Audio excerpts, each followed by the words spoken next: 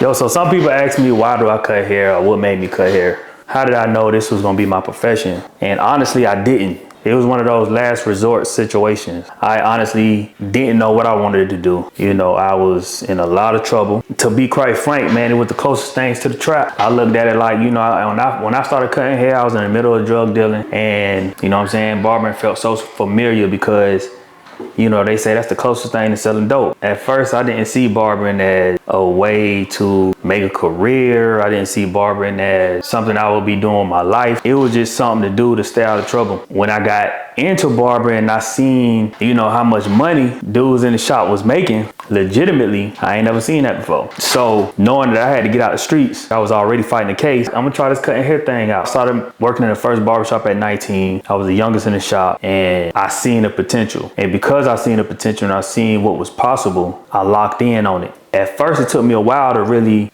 get serious with cutting hair because I was still in the streets and I had 1 foot in, 1 foot out, and the money was so slow. And it took for me to go through some things in the streets with the police and all that stuff for me to be like, you know what? I'm done. And I went head first into cutting hair. And I must say that it's been a hell of a ride, man. I've gained so much just putting my all into this industry.